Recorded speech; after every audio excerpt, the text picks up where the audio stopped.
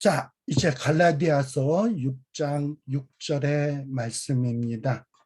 가르침을 받는 자는 말씀을 가르치는 자와 모든 좋은 것을 함께 하라라는 말씀입니다. 이 갈라디아서 6장 6절은 어떻게 보면 이 말씀을 가르치는 자, 어떻게 보면 교회의 목회자가 성도들에게 가르치는 데 있어서 굉장히 부담이 되는 구절입니다. 이거 여러분들은 가르침을 받는 자지, 그리고 나는 가르치는 자지, 그러니까 나와 좋은 것을 함께 해야 돼, 여러분들의 좋은 것을 나한테 갖고 와야 돼, 마치 이렇게 말하는 것 같아가지고 참 이것을 어떻게 가르쳐야 되나, 어떻게 이 성도들에게 부담을 안 주고 가르칠 수 있나. 굉장히 부담되고 껄끄러운 구절 가운데 하나예요.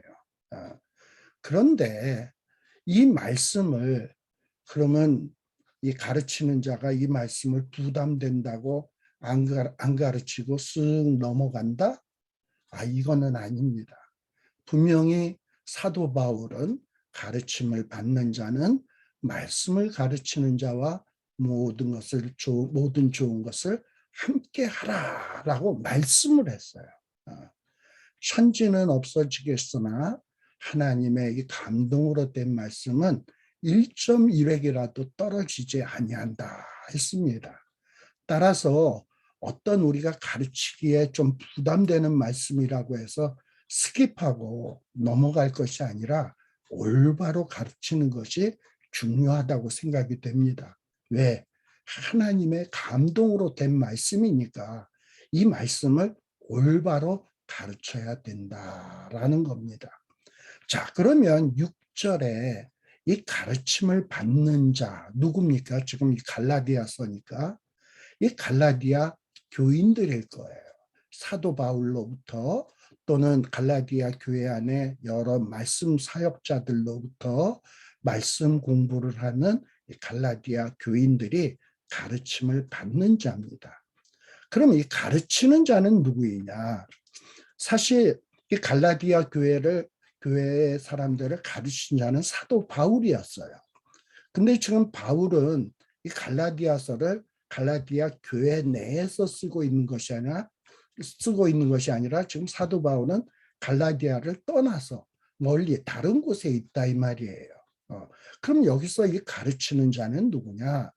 바울이 남겨놓고 간 뭐 바나바나 혹은 뭐 디도 또는 여러 말씀 사역자들 또는 교회가 어떤 말씀의 교사로 임명한 어떤 장로들, 말씀 가르치는 장로들, 이런 자들이 아닐까. 그리고 또 여기서 이 가르치는 자들은 또 어떤 사람들이냐? 어떤 특별한 한 교회에 소속된 사람들이라기보다는 이 복음 전파를 위해서 이곳저곳을 나그네처럼 떠돌아다니면서 복음을 전도하는 순회 전도자, 전도 여행자들을 뜻하는 것 같습니다. 그런데 사도 바울은 이렇게 복음 전파를 위해서 고생하면서 땀을 흘리면서 수고하면서 먼 길을 마다않지 않냐고 복음을 들고 말씀을 들고 가서 이 가르치는 자들과 좋은 것을 함께 해라라고 가르치는 거예요. 또 어떻게 보면 갈라디아서 6장의 문맥에 따르면 또 이 가르치는 자는 어떤 자가 될 수도 있냐 하면 1절에 교회 안에 정말 부득이하게 범죄한 일이 발생됐을 때 이 범죄한 자들을 온유한 심령으로 바로잡는 자들 있잖아요. 온유한 심령으로 바로잡을 때 무엇을 갖고 바로잡겠어요?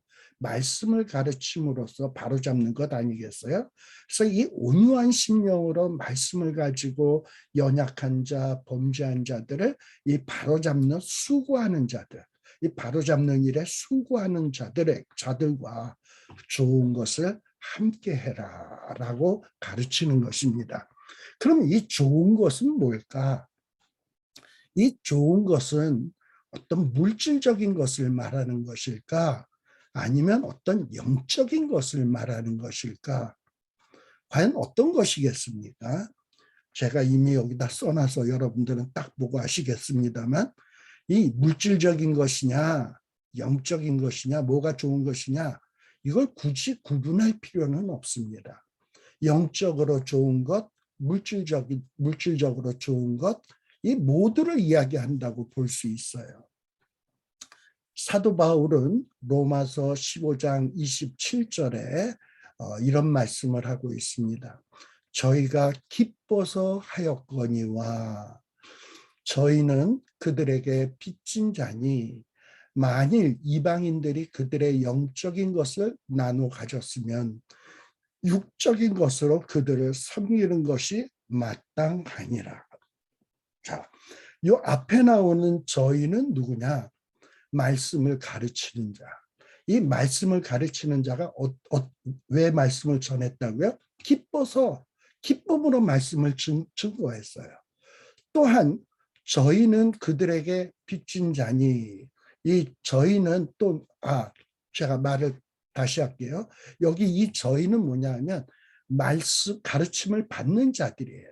근데 이 가르침을 받는 자들이 뭔가 육적인 것으로 가르침을 받는 자들이 가르치는 자들에게 뭔가 막 이렇게 대접을 하고 좋은 것을 줬어. 왜 줬냐? 기뻐서. 왜 줬냐? 빚졌다고 생각하니까. 영적인 좋은 것을 정말 받았어. 근데 이 영적인 좋은 것을 받았는데 나는 영적인 좋은 것으로 줄 수 있는 게 없어. 그럼 자기가 가진 것이 뭐다?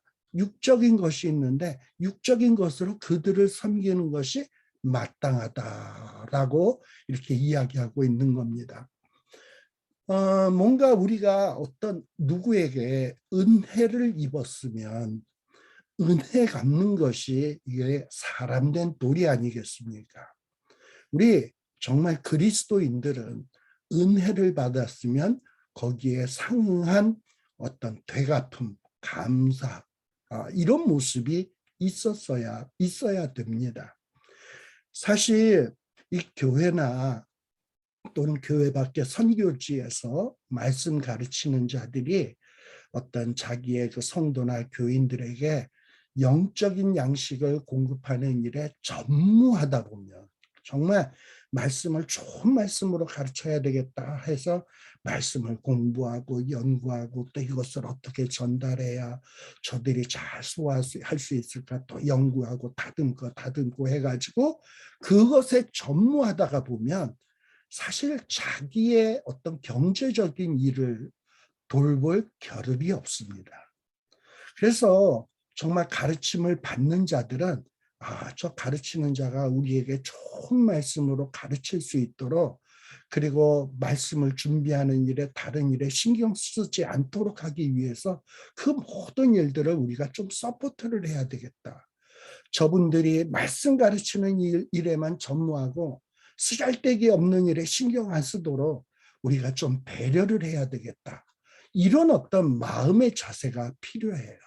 그래서 이 가르침을 받는 자들은 은혜를 받았으면 정말 은혜 받은 자답게 자발적이고 그리고 인색하지 않게 가르치는 자들의 어떤 물질적 필요를 공급해 주어야 돼요. 또 말씀을 가르치는 자가 영적으로 건강할 수 있도록 기도로서 막 지원 사격을 해줘야 돼.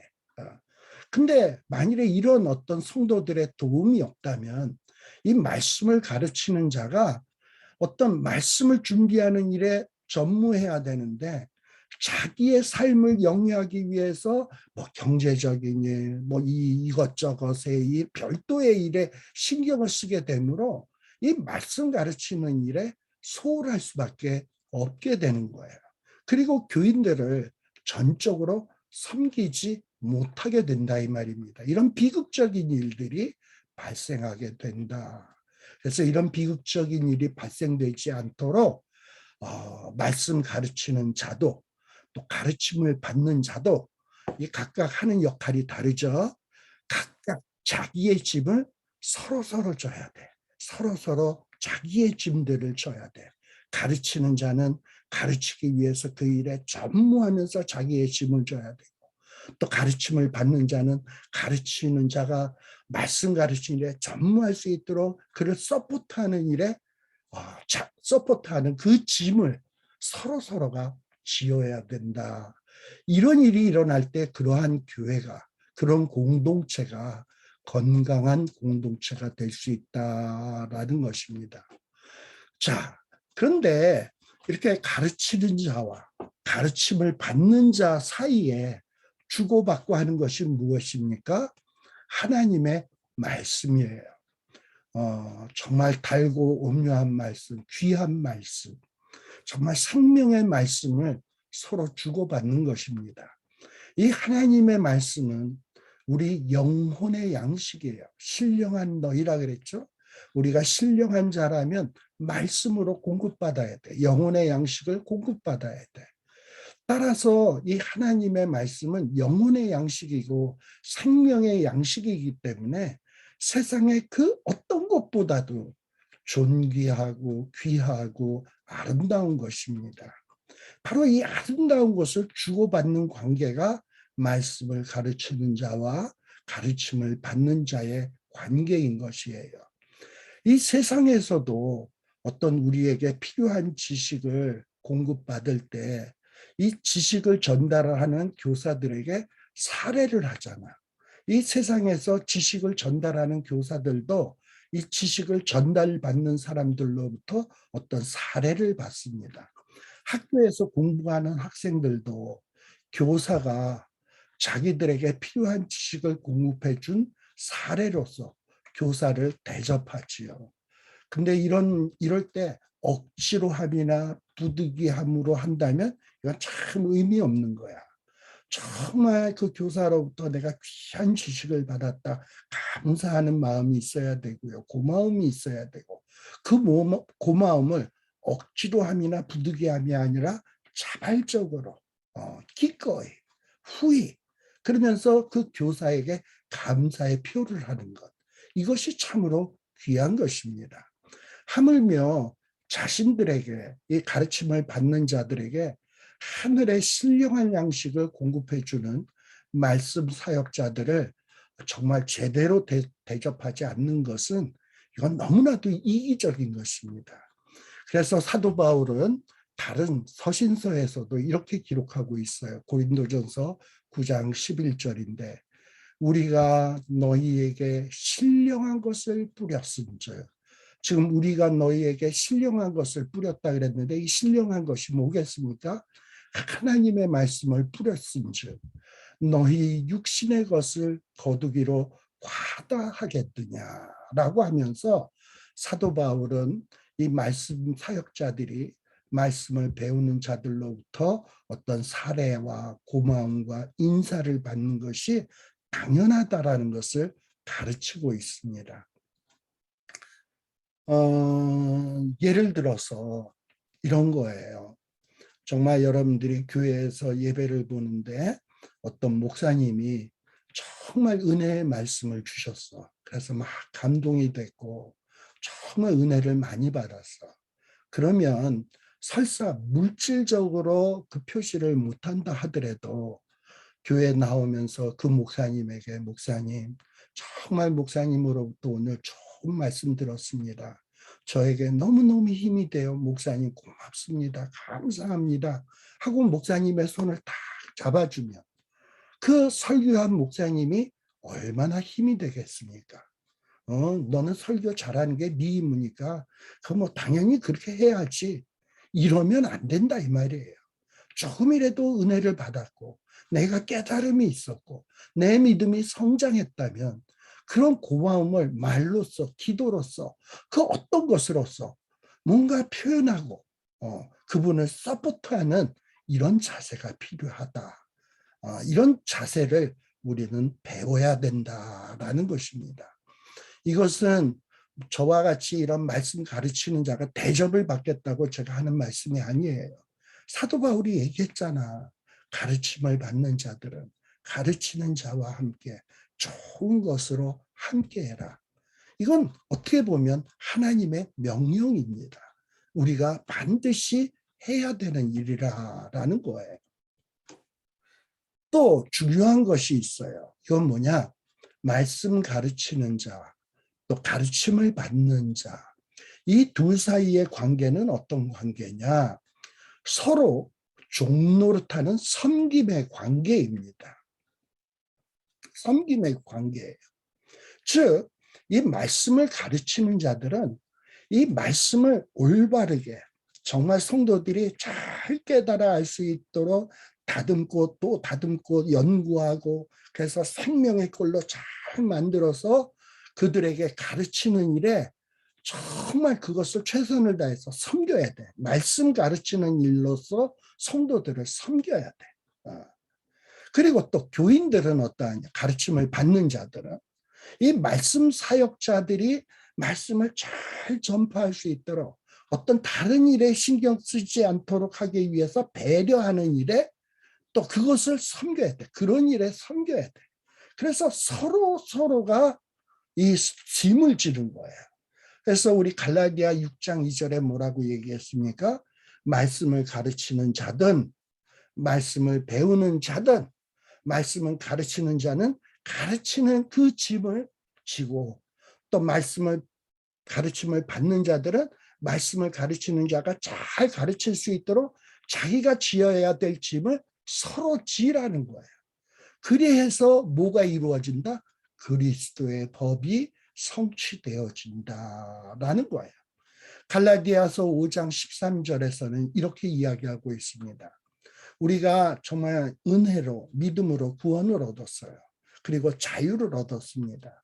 근데 그 자유를 가지고 내 육체의 소욕을 채우는 기회로 삼지 말고 어떤 내가 은혜를 입었고 자유함을 얻었고 또 뭔가 나에게 어떤 여유가 생겼다면 그것을 가지고 내 쾌락, 내 욕심을 채우는 데 사용하지 말고 사랑으로서 서로 종노릇하라는 거야. 말씀 가르치는 자는요, 성도들의 종입니다.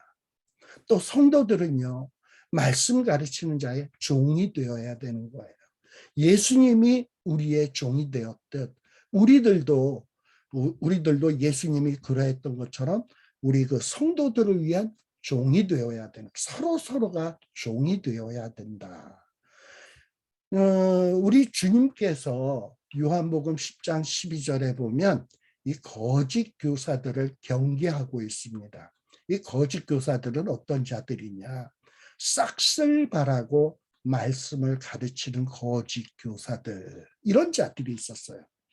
오로지 자기 배만 불리기 위해 가지고 말씀을 자기 배불리는 도구로 사용하는 자들, 바로 이 자들은 거짓 교사입니다. 바로 지금 말씀 가르치는 자를 이런 거짓 교사와 비교해서는 안 돼. 지금 이 말씀을 가르치는 자들은 어떤 자들이냐? 싹쓸 바라고 말씀을 가르치는 자가 아니라 내가 받은 하나님의 은혜가 너무나도 귀하고 이 말씀이 너무나도 귀해서 이 말씀을 성도들에게 나누어 주려고 하는 어떤 싹이 없다 할지라도 그것을 전하려고 하는 참된 목자, 참된 말씀 가르치는 자들을 이야기를 하는 거예요. 바로 그런 자들과 성도들이 서로의 부족한 것을 채워주는 이런 상호 협력적 섬김의 도리가 뭐냐 하면 바로 서로 짐을 지는 거예요. 그리스도의 법을 성취하는 자예요. 요한복음 10장 12절 13절에 보면 싹구는 목자가 아니다. 어떤 위험이 생기게 되면 예를 들어서 뭐 늑대가 나타났다 하면 이리가 나타나는 것을 보면 어떠하다? 양을 버리고 잽싸게 달아난다. 그리고 그렇게 되면 이리가 양을 물어가고 또 해치게 된다. 그러면 이렇게 왜 목자가 도망갔냐? 이 달아난 이유는 그가 싹군인 까닭에 양을 돌보지 아니함이다라고 말씀을 하고 있어요. 제 경험상 보면 성도들이 이 목사님을 볼 때 저 목사님은 정말 우리를 위하는구나. 우리를 위해서 말씀으로 충성하고 있구나라는 것을 조금 경험을 하다 보면 서로 이렇게 겪다 보면 깨달아라. 바로 어떤 참목자구나라는 것을 알 수 있어요. 그것을 깨달았다면 여러분들은 그분에게 고마움을 표시해야 돼. 그것이 뭐냐? 고맙다라는 말로서 인사가 될 수도 있고, 또 눈물로서 목사님이 귀한 말씀을 계속 지속적으로 전파할 수 있게 해달라고 하나님 앞에 기도하는 중보의 기도가 될 수도 있고, 또 자기 집에 맛있는 것이 있으면 목사님, 내가 목사님께 받은 은혜가 너무 큰데 뭐 대접할 것은 없고 이거라도, 이렇게 하는 이런 모습들. 또 목사님은 그렇게 대접받고 나면 마음에 저렇게 성도들이 나를 사랑해 주는데 내가 더 말씀을 열심히 연구해야지. 이런 관계가 이게 얼마나 아름다운 관계이겠습니까? 여러분들이 교회 안에서, 여러분들이 공동체 안에서 이런 아름다운 모습을 이루어가는 역군들이 되시기를 간절히 바랍니다. 이게 바로 그리스도의 법을 성취해 가는 것이다 라는 것을 잊어서는 안 됩니다. 그런데 6장 7절에는 갑자기 어조가 바뀌어요. 스스로 속이지 말라. 하나님은 업신여김을 받지 아니하시나니 사람이 무엇으로 심든지 그대로 거두리라. 여기 사람이 무엇으로 심든지 그대로 거둔다. 무엇으로 심든지 그대로 거둔다라는 이 말씀은 어떤 양적으로 많이 심으면 많이 거두고 적게 심으면 적게 거두고 어떤 양적인 것을 말하는 것이 아닙니다. 여기 이 말씀에 있어서 중요한 것은 뭐냐면 무엇으로 심든지, 무엇이라는 말이 중요하고요. 또 중요한 말이 뭐냐면 그대로 거둔다라는 말이에요. 조금 이야기를 전환해서 이해하기 쉽게 이렇게 한번 얘기해 보겠습니다. 우리 인간관계는 여러 만남이 있습니다.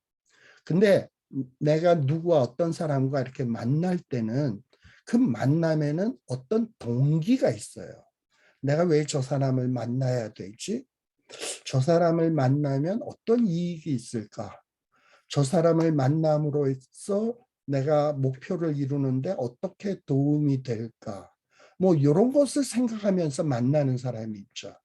저 사람을 만나봐야 나만 돈 쓰고 나만 수고하고 저런 인간을 만나면 내겐 아무 유익이 없어. 그래가지고 뭔가 유익되지 않는 사람과는 만나지 않는 경우, 뭐 이런 경우도 있잖아요. 네. 근데요, 이런 만남에는 여러 동기가 있지만 우리가 이 만남을 가질 때에 꼭 신령한 성도라면 가져야 될 마음이 있어. 그게 뭐냐면 어떤 만남을, 상대방과의 만남을 자기가 어떤 이익을 얻기 위한 수단으로 그 만남을 수단으로 삼아서는 안 된다라는 거예요. 이 만남을 이기적, 어떤 이익의 수단으로서 만나면 그런 만남은 꼭 끝에 보면 파국으로 끝나게 되는 것을 볼 수 있어요. 나쁜 결과를 초래를 하게 돼요. 이 결혼도 어찌 보면 만남이죠. 결혼도 남자와 여자의 만남이에요. 근데 여자가 남자와 만날 때 어떤 사랑으로서 만나는 게 아니라 저 인간이 돈이 있나? 뭔가 직업이 빵빵한가? 저자와 결혼을 하면은 내게 어떤 유익이 있을까? 요따위 생각으로 그 남자와 만남을 하고 결혼을 하면 과연 그 결혼이 행복할까요? 결국은 파국으로 끝나고 이혼으로 끝나고 싸움으로 끝나는 것을 얼마나 많이 보게 됩니까? 서로 실망으로 끝나게 되는 것을 얼마나 많이 보게 됩니까? 이렇게 어떤 만남은 이기적이고 이익적 수단으로 만나면 안 된다라는 거예요. 마찬가지로 이 만남도 순수하고 좋은 마음으로 만나야 되는 거예요. 나쁜 마음으로 어떤 이 만남이라는 것을 심게 되면 그 만남의 마지막 결과가 비극으로 거두게 된다라는 이야기가 바로 이런 것입니다. 그런데 이 갈라디아서 6장 8절에는 또 이렇게 이야기합니다. 자기의 육체를 위하여 심는 자는 육체로부터 썩어질 것을 거두고 성령을 위하여 심는 자는 성령으로부터 영생을 거두리라 라고 이야기하고 있어요. 이 8절이 의미하는 바가 뭡니까? 자기는 실컷 나쁜 것을 심어놓고서는 좋은 것을 거두리라고 생각하는 것은 이건 자기를 속이는 일입니다. 더 나아가서는 하나님을 조롱하는 셈이 되는 거예요. 아까 만남이라는 얘기를 했어요. 만남은 서로서로가 좋아야 돼. 이 만남을 통해서 내가 어떤 유익을 얻어야지 하고 나쁜 동기를 가지고 만남을 가져놓고 어떤 유익이라고 하는 좋은 결과만을 내가 얻으리라고 생각하면 이건 자기를 속이는 것이야. 이런 나쁜 동기를 가지고 만남을 가졌으면 결국 나쁘게 끝나게 돼 있어요. 그러나 좋은 마음을 가지고 만났고 그 만남을 지속하다 보면 좋은 결과를 가져오게 되게 돼 있습니다. 이렇게 무엇으로 심든지 심은 것을 그대로 거두는 것은 하나님이 정한 법칙입니다. 또 조금 심고서 많이 거두기를 바란다든지 아니면 A라는 것을 심고서 B라는 것이 나오기를 바란다면 그것도 하나님의 법칙을 어기는 것이고 하나님을 조롱하는 결과를 낳게 되는 겁니다. 사람은 외모를 보거니와 하나님은 마음의 중심을 꿰뚫어 보십니다. 우리가 어떤 간사한 마음으로 이 일을 하는지 어떤 간사한 마음으로 심고 있는지 하나님을 결코 속일 수가 없어요. 그래서 갈라디아 6장 7절에 보면 뭐라고요? 스스로 속이지 말라. 하나님은 업신여김을 받지 아니하시나니 사람이 무엇으로 심든지 그대로 거두리라. 무엇으로 심든지 그대로 거두는 것은 하나님의 법칙이에요. 하나님을 속일 수는 없다니까. A를 심어놓고 B를 얻겠다. 절대 하나님 속일 수 없습니다. 그래서 하나님은 우리의 모든 행위를 또 마음속까지 꿰뚫어 보시기 때문에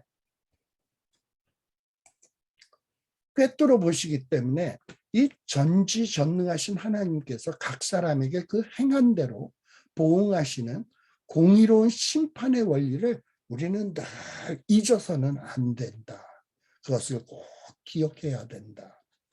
로마서 2장 6절에서 10절에 보면 바로 이 무엇으로 심든지 그대로 거두리라라는 이 말의 뜻이 무엇인지를 잘 설명해 주고 있습니다.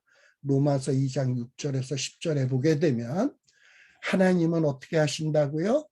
각 사람에게 뭐 행한 대로로 심은 대로라고 해도 괜찮아요. 아무튼 그 행한 대로 뭐 한다? 보응하신다. 이게 하나님의 법칙이에요. 심은 대로 행한 대로 하나님은 보응하신다. 2장 7절에 참고 선을 행하여 선을 심는 거죠. 참고 눈물을 흘리면서 선을 행해. 그러면 영광과 존귀와 썩지 아니함을 구하는 자에게는 영생으로 하시고 반대로 8절에 보면 당을 지어서 진리를 따르지 아니하고 불의를 따르는 자에게는 진노와 분노로 하시리라 라는 거예요. 악을 행하는 각 사람의 영에는 환난과 곤고가 있으리니 악을 심는 자 그 사람의 그 영혼에는 환난과 곤고가 있으리니 또 로마서 2장 10절에는 선을 행하는 다시 말하면 선을 심는 각 사람에게는 영광과 존귀와 평강이 있으리니 라고 말씀해 주고 있습니다. 이 말씀을 꼭 우리가 염두에다 둬야 돼요. 나는 무엇을 심고 있는가? 무엇을 심고 있는가? 무엇을 행하고 있는가? 이것을 곰곰이 하나님 앞에서 점검하고 또 살펴보고 해서 이 선을 행하는 일에 선을 심는 일에 힘을 다하는 그리하여 영광과 존귀와 평강의 축복을 받는 우리들이 되어야 되리라고 생각을 합니다.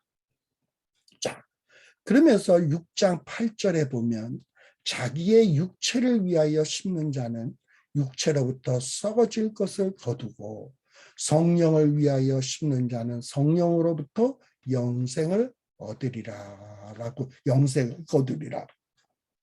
자, 그러면 육체를 위하여 심는 것이 뭘까? 육체를 위하여 심는 것. 또 성령을 위하여 심는 것은 과연 무엇일까? 뭐 이것을 알아야 뭐 심든지 말든지 할 것 아니겠습니까? 자, 우리 이미 갈라디아서 5장 22절에서 23절에 보면 성령의 열매 기억하시죠? 또 갈라디아서 5장 22절 이전에 보면 육체의 일들은 분명하다 하면서 여러 리스트가 나왔죠. 그것을 염두에다 두면 됩니다. 자, 그래서 이 성령을 위하여 심는 것이 뭔지를 확실히 알게 되면 육체를 위하여 심는 것이 뭔지를 알게 돼. 자, 그러면서 갈라디아서 5장 22절에서 23절에 보면 뭐라고 되어 있습니까? 성령의 열매는 뭐다? 사랑, 희락, 화평, 오래 참음, 자비, 양성, 충성, 온유, 절제.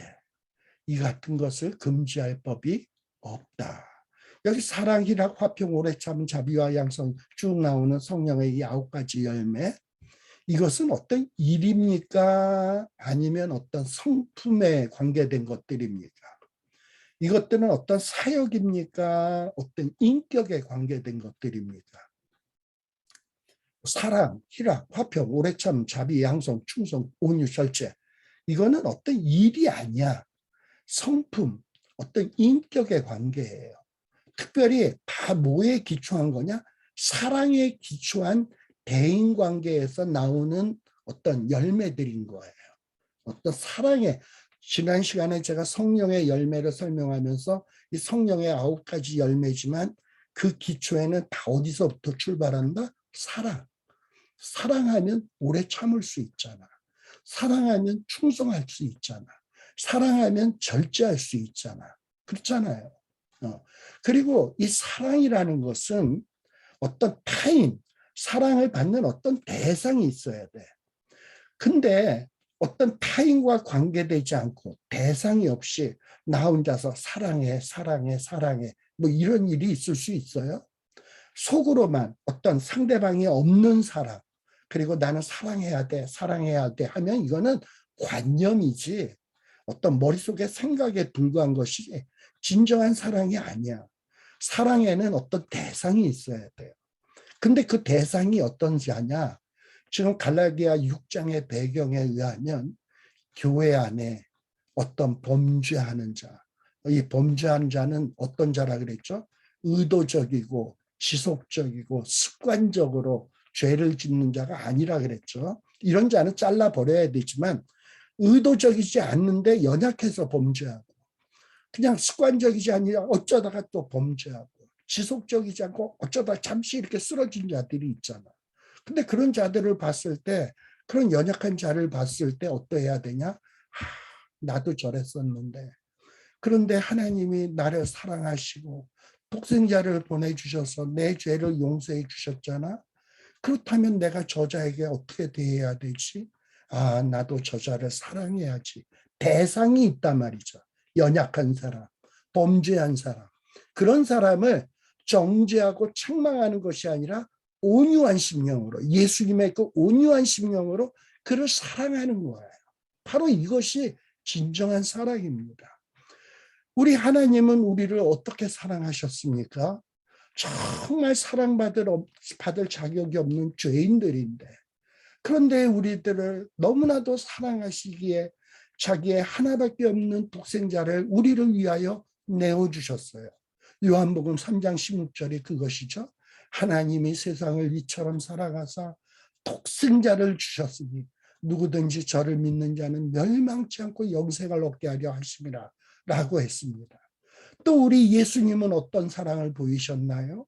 예수님은 우리를 사랑하시되 끝까지 사랑하셨다고 요한복음 13장에 기록해 주고 있어요. 요한복음 13장 1절에 보면 6월절 전에 예수께서 자기가 세상을 떠나 아버지께로 돌아가실 때가 이른 줄 아시고 세상에 있는 자기 사람들을 사랑하시되 끝까지 사랑하시니라. 예수님이 두고 가는 세상에 있는 자기 사람들이 누굽니까? 특별히 줄여서 얘기하면 제자들. 제자들이 어떤 사람들입니까? 누가 한 놈냐? 서로 다투었어요. 그러면서 어떤 제자들은 어머니까지 데리고 와가지고 예수님이 영광 중에 임하실 때 우리 아들 하나는 우편에 하나는 좌편에 앉게 해주세요. 막 이러면서 로비했던 사람들이야. 또 그 모습을 지켜봤던 다른 제자들은 저들 봐라 이러고서는 지들만 제자야? 우리는 뭐야? 우리는 뭐 가만히 있으니까 가만히 떼기로 하라? 이러면서 서로 치게하고 질투하는 못난이 같은 사람들 아닙니까? 그런데 예수님께서는 자기가 이제 세상을 떠나서 이제 이들과 이별해야 될 때가 점점 다가옴에도 불구하고 야, 내가 너희들을 여태까지 가르쳤는데 요따로밖에 행동을 못하냐고 책망하고 정죄하시는 것이 아니라 그 보잘것없고 한심한 그런 제자들을 사랑하시되 어떻게 사랑하셨다? 끝까지. 그들을 위하여 물과 피를 쏟으시고 가시관 쓰시고 창에 찔리시고 저들의 죄를 용서하여 주옵소서 하면서 그들의 죄짐을 다 지시고 모든 것을 다 이루신 그리고 끝까지 사랑하신 이 주님이시다 이 말입니다. 자, 갈라디아 교회에는요. 이 율법주의라는 이런 신학적인 문제로 여러 가지 문제가 발생했습니다. 자, 그래서 교회가 쪼개지기 일보 직전이라 그랬어요. 어떻게 이 문제를 해결할 것인가? 서로 네가 맞네, 내가 맞네 이러면서 잘잘못을 따지고 지적하고 어떤 죄가 있다고 정죄하면 해결되나요? 아니에요. 이 문제를 해결하기 위해서는 짐을 져야 돼요. 짐을. 어떻게? 주님처럼. 한심한 제자들이 예수님이 그들을 정죄했습니까? 책망했습니까? 그들을 사랑하시되 끝까지 사랑하시니라. 이게 주님의 모습이에요. 이 주님처럼 온유한 심령으로 저자가 연약해? 뭐가 부족할까? 내가 뭔가 도움이 될 수 있는 것은 없을까? 내가 저자에게 가서 저자의 잘못을 지적하면 저자는 혹시 상처 입지 않을까? 어떻게 해야 저자가 상처 입지 않냐고 온전하게 바로 될 수 있을까? 하나님, 내 실력으로는 저자를 충고할 수가 없어요. 내 실력으로는 저자를 바로잡을 수 없어요. 주님, 내게 성령을 부어주소서 저자를 설득할 수 있도록 저자를 바로잡을 수 있도록 주께서 내게 능력 주세요. 눈물로 기도하고 눈물로 준비해서 사랑의 마음으로 찾아가서 자기를 철저히 가면서 그를 섬기는 거예요. 그를 바로잡기 위해서 섬기는 거예요. 이렇게 우리는 서로 짐을 지고 자기의 짐을 져야 된다 이 말입니다.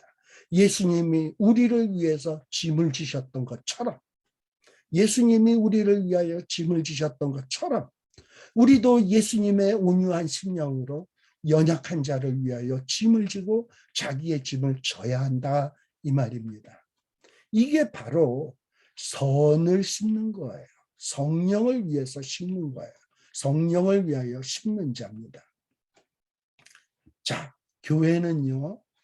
이전에도 얘기했습니다만 문제가 있는 연약한 자들의 모임입니다.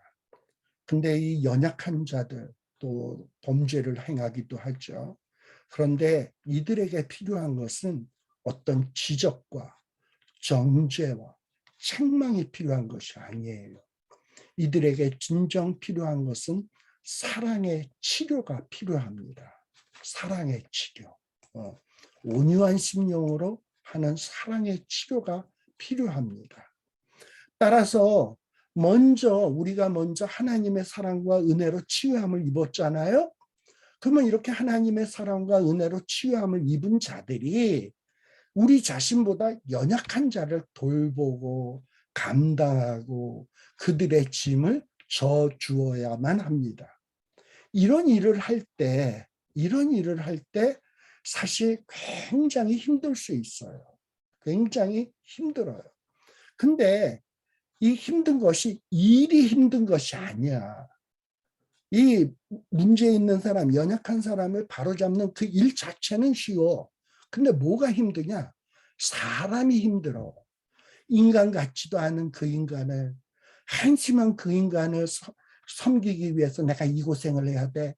근데 그 사람을 섬기는 일은 어렵지 않은데 그 한심한 인간이 계속해서 한심한 모습을 보이게 되면 그 사람 때문에 힘들다니까. 정말 교회 안에는 감당 못할 자들이 많아요. 그렇잖아요. 여러분들 주변에 그런 사람 없습니까? 정말 저 사람은 강적이야. 저 사람은 정말 감당 못할 자야. 그런데 그런 감당 못할 자를 위해서 우리는 짐을 져야 한다니까. 우리 예수님이 우리를 볼 때, 세상 사람들이 우리를 볼 때 우리도 얼마나 감당 못할 못난 자들입니까? 근데 이 못난 나를 위해서 예수님이 짐을 져 주셨잖아. 따라서 이 감당 못할 자들이 있다 할지라도 우리는 그 감당 못할 자들을 위해서 짐을 져 주어야 한다. 근데 이 짐을 져주기 위해서는 뭐가 필요하냐? 사랑, 화평, 온유, 오래 참음, 자비, 충성, 절제. 정말 감당 못할 사람을 위해서 절제해야 될 일이 얼마나 많습니까? 오래 참아야 될 일이 얼마나 많습니까? 꾹꾹 누르면서 하고 싶은 거 다 하지 않냐고 자기를 막 제어하는 이 온유의 모습을 보여야 될 때가 얼마나 많습니까? 근데 이게 뭐 우리 능력으로 되나? 어떻게 해야 돼요? 이런 사랑, 화평, 온유, 오래 참은 자비, 충성, 절제를 보여주기 위해서는 기도해야 돼. 하나님으로부터 능력을 공급받아야 돼. 그래서 기도해서 하나님, 저자는 정말 감당할 수가 없어요. 그러나 저자를 사랑해야 되겠는데 내 능력으로는 안 돼요. 하나님 힘 주세요. 저자와 저 감당 못할 자와 내가 어떻게 화평할 수가 있어요? 저자 앞에 내가 어떻게 온유한 모습을 보일 수 있겠습니까? 저 인간을 언제까지 내가 참아야 됩니까? 근데 하나님은 오래 참으라고 하시는데 이걸 내가 내 능력으로 어떻게 합니까? 내가 저자에게 자비심을 가져야 되는데 이게 어떻게 가능합니까? 내가 저자를 위해서 충성해야 되는데 어떻게 저런 자를 위해서 내가 충성할 수 있습니까? 저자 때문에 내가 절제해야 된다고요. 그게 어떻게 가능합니까? 하나님 힘 주세요. 힘 주세요. 하고 눈물로 기도하고 간구하고 그리고 그러다 보면 하나님이 능력 주시는 것을 체험하게 되고 그리고 그를 가서 사랑으로 온유로 참음으로 절제로 섬기게 되는 거예요. 근데요, 이걸 이루는 것이 쉬운 일입니까? 기도한다고 쉽나요? 아니에요. 눈물이 날 만큼 힘든 일입니다. 그러나 이거야말로 가치가 있는 일입니다. 시편 126편 5절에 보면 이런 말씀이 나와요. 눈물을 흘리며 씨를 뿌리는 자는 기쁨으로 거두리로다. 눈물을 흘리며 씨를 뿌리는 자는 기쁨으로 거두리로다. 울며 씨를 뿌리러 나가는 자는 반드시 뭐라고요? 반드시 기쁨으로 그 곡식단을 가지고 돌아오리로다. 쉬운 일 아닙니다. 사랑으로 화평으로 자비로 충성 온유로 절제로 섬기는 거 쉬운 일 아니에요. 눈물 나면 그 힘든 일입니다. 그러나 그렇게 눈물을 뿌리면서 씨를 뿌리면 이 선한 씨를 뿌리는 자는 결국은 어떻게 된다? 기쁨으로 그 단을 거둔다. 반드시 기쁨으로 그 곡식단을 가지고 돌아오리로다. 하나님의 약속이세요. 그래서 눈물로 기도하다가 보면 하나님이 바로 시편 126편 5절 6절의 말씀을 기억나게 해줄 거예요. 내가 저자를 사랑할 수 없는데 저자를 내가 참을 수가 없는데 저자를 위해서 절제할 수 없는데 그랬더니 하나님이 기도 중에 음성으로 너가 지금 눈물을 흘리면 내게 기도하냐? 저자를 위해서 눈물을 흘리며 섬기기를 원하고 있냐? 그렇다면 너가 그것을 계속 하다 보면 반드시 기쁨으로 거두는 날이 있어. 기쁨으로 거두는 날이 있어. 반드시 기쁨으로 그 곡식단을 거두게 될 거야. 라는 말씀으로 우리에게 힘을 주신다 이 말이에요. 이런 것을 체험할 수 있어야 돼. 신앙생활하면서. 이런 저와 여러분이 되기를 바랍니다. 자, 그리고 이 교회에서 서로 짐을 질 때 힘이 들어요. 그런데 기쁨으로 단을 거둘 때도 있어요. 힘이 들지만 기쁨으로 거둘 때가 있어요. 어떤 기쁨이냐? 한 세 가지 기쁨이 있는데요. 내가 그 사람을 위해서 사랑으로, 그리고 온유함으로, 절제로, 오래 참음으로 막 섬기다 보면 이게 뭐 하루아침에 변화는 안 되겠지만 계속 지속적으로 하다 보면 사람이 조금씩 조금씩 변화돼가요. 그 변화돼, 그 한심하던 자가 변화돼가는 모습을 보게 되면 정말 그 섬기는 자는 기쁨을 느끼기 시작해. 보람을 느끼기 시작해. 또 두 번째 기쁨은 뭐냐? 그 사람이 변화돼 가지고 그 사람으로 인해서 공동체가 환하게 밝아지는 모습을 보면 또 기쁨이 막 그냥 가중돼. 이게 두 번째 기쁨이에요. 그리고 더 나아가서 이제 어떤 기쁨이 있냐면 내가 그 사람을 막 섬겼더니 그 사람이 변화가 돼서 이 공동체를 아주 환하게 밝히는, 공동체를 화평케 하고 기쁨으로 충만케 하는 자로 변화되더니만 이 변화된 자가 이제는 거기에서 그치지 아니하고 이 변화된 자가 이제 또 다른 연약한 자를 보고서 그 자를 또 섬기기 시작하는 거야. 이전에는 내가 그 사람을 섬겼는데 그 섬겼던 그 사람이 이제 변화돼 가지고 다른 사람을 섬기기 시작하는 것을 보면 얼마나 기쁜지 몰라요. 근데 이러한 일들을 이루어가는 과정은 결코 쉽지 않습니다. 어떨 때는 눈물을 흘리고 애를 써도 야, 저 자를 위해서 내가 이토록 눈물로 기도하고 눈물을 흘리고 수고했는데, 그리고 애를 썼는데 저 인간은 안 변해. 인간 안 변해. 내가 절감했어. 이렇게 느낄 때가 있잖아요. 바로 이런 때 사람들은 뭘 하게 되냐? 낙심을 하게 돼. 낙심. 이 낙심이라는 무서운 장애물에 봉착을 하게 됩니다. 사도 바울은 이것을 너무나도 잘 알고 갈라디아 6장 9절에 이렇게 이야기하고 있습니다. 우리가 선을 행하되, 그러니까 선한 일을 심는데, 선한 씨앗을 심는데 낙심하게 될 때가 있다. 근데 그 낙심하게 될 때에 낙심하지 말아라. 포기하지 아니하면 때가 이름에 거두리라라고 이야기합니다. 원래 여기서 사용하고 있는 낙심이라고 하는 말은 헬라어로 엔카코벤이라는 말이 나오는데, 그리고 부정어로 메 엔카코벤 하면 낙심하지 말라는 얘기예요.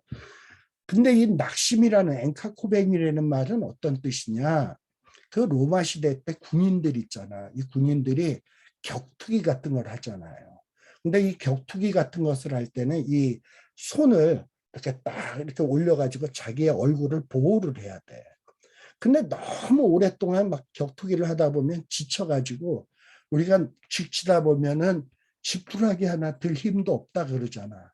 숟가락 들 힘도 없다 그러잖아. 근데 처음에는 쌩쌩할 때는 이렇게 자기 얼굴을 잘 막고 있었는데 지치다 보면 손이 점점 내려오죠. 이게 일종의 낙심이야. 힘들면 이 가드했던 것이 점점 내려온단 말이에요. 근데 지금 뭐라고 얘기하냐? 힘들어도 이 가드를 내리지 말아라 라는 거예요. 특별히 선을 행하되 낙심하지 말지니라는 말은 문법적으로 어떻게 되어 있냐? 포이운테스라는 행함이라는 이 단어와 함께 사용돼 가지고 뭐라고 되어 있냐면 계속적이고 반복적인 행함의 의미를 간직하고 있어요. 이렇게 가드하고 있는 것을 계속적으로 반복적으로 행해라. 그러니까 계속적으로 힘이 들어도 계속적으로 반복적으로 해라. 그러고서 계속적으로 반복적으로 하고 포기하지 않게 되면 어떻게 된다? 때가 이름에 거둔다라는 거예요. 또 우리 한국말에서 낙심이라는 건 뭐예요? 낙 떨어질 낙, 또 마음심, 마음이 뚝 떨어지는 거, 마음이 나락으로 뚝 떨어지는 거죠. 예를 들면 뭡니까? 희망을 잃어버리는 거, 희망을 잃어버리는 거예요. 사람들이 자살이라는 걸 왜 합니까? 앞이 안 보여.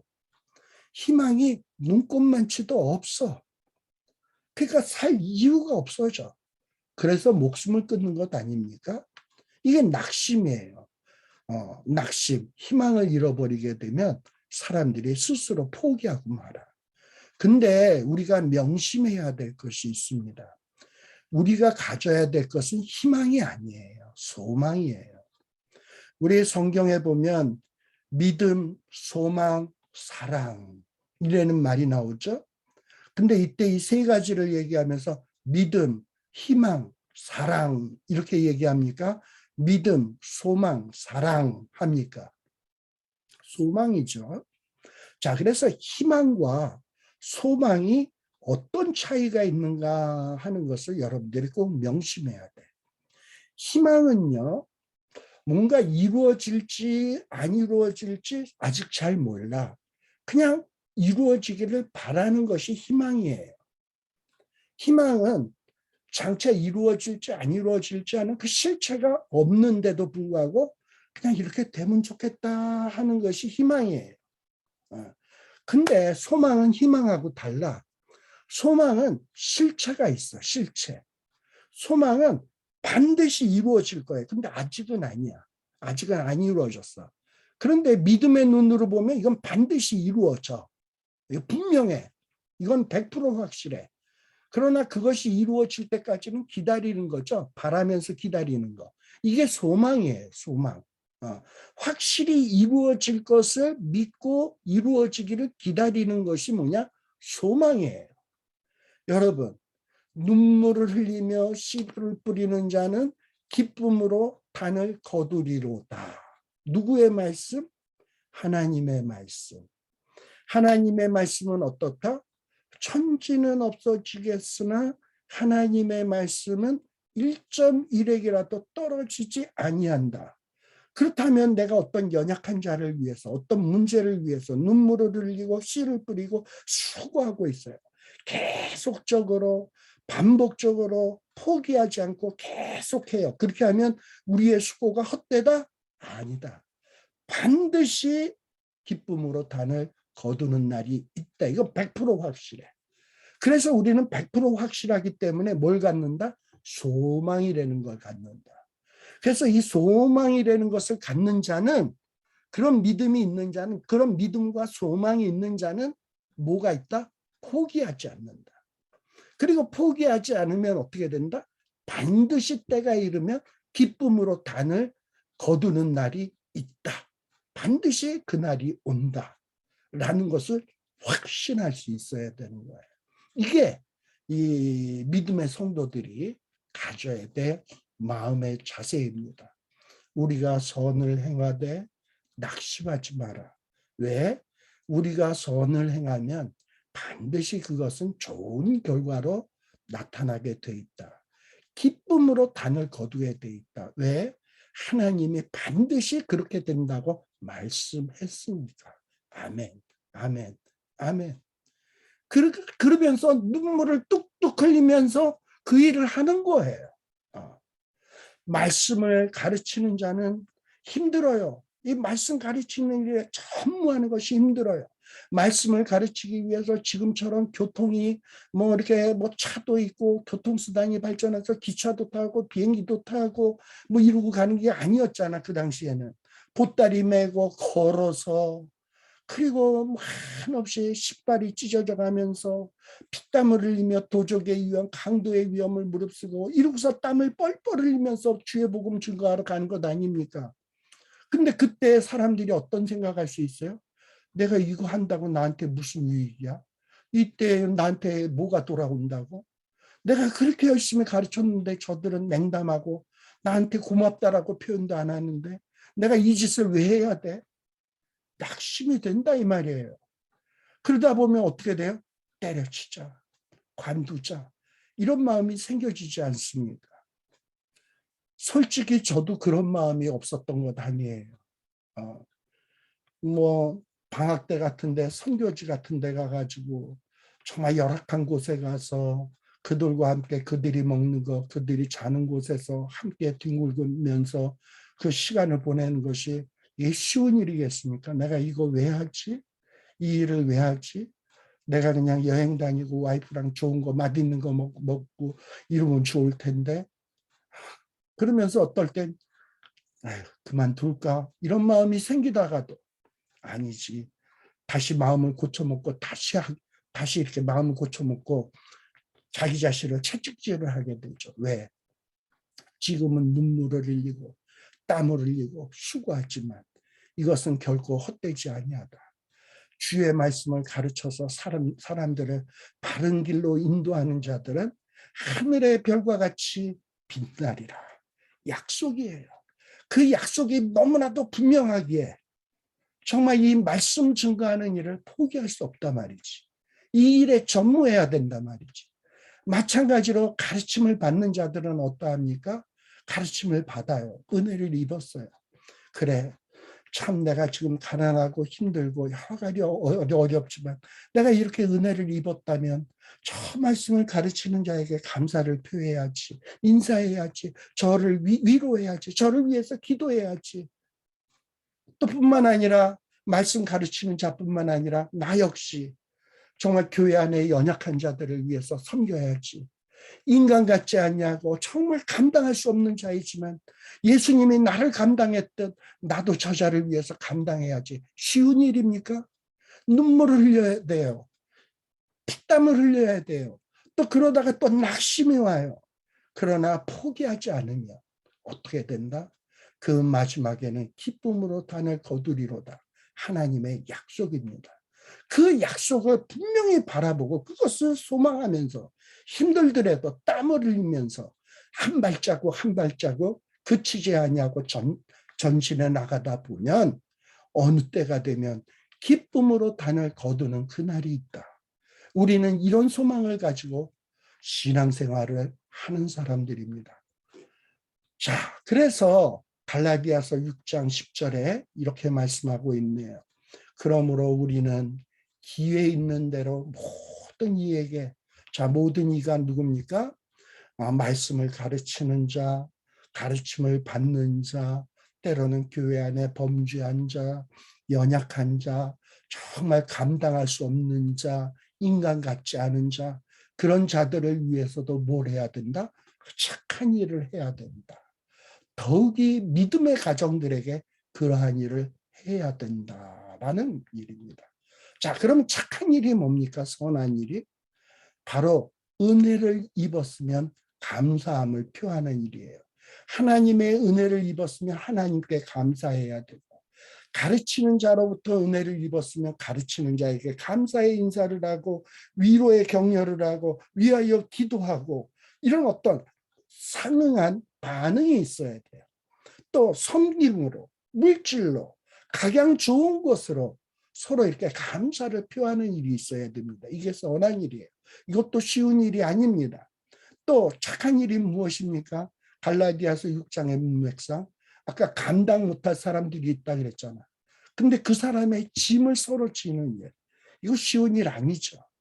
그러나 저와 여러분이 은혜를 입었으면 이 받은 바 은혜를 이제는 내 안에만 간직할 것이 아니라 흘려보내야 합니다. 우리가 주님의 섬김을 받았다면 주님의 그 물과 피를 다 쏟는 모든 것을 다 내어주는 그 주님으로부터 그러한 섬김을 우리가 받았다면 그 은혜를 입었던 우리도 남을 섬겨야 합니다. 바로 그것이 우리 예수님의 마음입니다. 빌립보서 2장 6절 그는 근본, 예수님은 근본 하나님의 본체시나 하나님과 동등됨을 취할 것으로 여기지 아니하시고 오히려 자기를 비워 종의 형체를 가지사 사람들과 같이 되셨고 사람의 모양으로 나타나사 자기를 낮추시고 죽기까지 복종하셨으니 곧 십자가에 죽으심이라.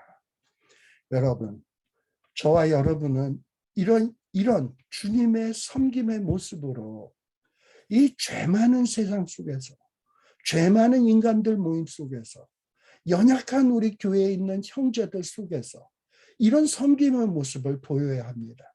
그래서 이 연약하고 문제 많고 죄 많은 이 세상이 회복의 역사가 바로잡는 역사가 나타나는 일에 우리의 자유를 사용할 수 있어야 돼. 우리의 이 주어진 자유를 주님 나라 이루는 이 역사를 감당해 나가야 하는 것입니다. 그래서 우리 하나님이 왜 우리에게 은혜를 베푸셨나? 왜 은혜로 말미암아 믿음을 주셨나? 그리고 그 믿음으로 말미암아 왜 우리에게 이런 구원을 주셨나? 자유함을 주셨나? 이제 남은 인생을 어떻게 살라고 이런 은혜를 주신 것인가? 깊이 깊이 생각하시고 나는 이제 교회에서 무엇을 해야 될 것인가? 가르침을 받는 자와 가르치는 자 사이에 나는 무엇을 해야 될 것인가? 교회 안에 범죄한 자, 연약한 자, 인간 같지 않은 자, 감당 못할 자들을 위해서 무엇을 해야 될 것인가? 이 죄 많은 세상을 회복시키기 위해서 내가 해야 될 일은 무엇인가? 내 각자가 지어야 될 짐이 무엇인가? 서로가 지어야 될 짐이 무엇인가? 이것을 발견하시고 이 짐을 지시는 일에 충성하셔서 정말 하나님이 기뻐하는 주의 백성, 주님의 자녀, 주님의 제자가 되시기를 간절히 기원합니다. 기도하겠습니다. 하나님 아버지 감사드립니다. 우리 찬송가에 보면 왜 날 사랑하나 왜 날 사랑하나 그러면서 이 주님의 사랑을 우리가 찬양하곤 했습니다. 하나님께서 우리에게 놀라운 사랑, 놀라운 은혜 베풀어 주셨습니다. 그리하여 우리는 구원을 얻었고 의로운 자가 되었고 죄와 사망으로부터 자유함을 얻은 자가 되었습니다. 이제 저희들은 우리의 주신 바 자유를 가지고 교회 안에서 서로 지어야 될 사랑의 짐을 지게 하여 주시옵소서. 또 그 서로 지는 짐을 지는 과정에서 내가 특별히 지어야 될 하나님이 내게 주신 달란트를 가지고 내가 지어야 될 짐이 무엇인지 발견하게 하여 주시고 그 일을 충성스럽게 감당하는 저희들 되게 하여 주시옵소서. 그런 짐을 지는 과정에 힘들고 고통스러운 때가 있습니다. 눈물을 흘려야 될 때도 있고 낙심이 될 때도 있습니다. 그럴 때 하나님의 약속의 말씀을 기억하는 저희들이 되게 하여 주시옵소서. 눈물을 흘리며 씨를 뿌리는 자는 기쁨으로 단을 거두리로다. 기쁨으로 반드시 기쁨의 곡식단을 거두리로다. 라는 그 말씀을 기억하고 소망하는, 그리하여 다시금 전진해 나가는, 그리하여 마침내 승리하는 이러한 저희들이 되게 하여 주시옵소서. 예수님 이름으로 기도드리옵나이다. 아멘. 자, 이상으로서 오늘 우리 성경 공부를 마치도록 하겠습니다. 수고 많으셨습니다. 감사합니다. 감사합니다.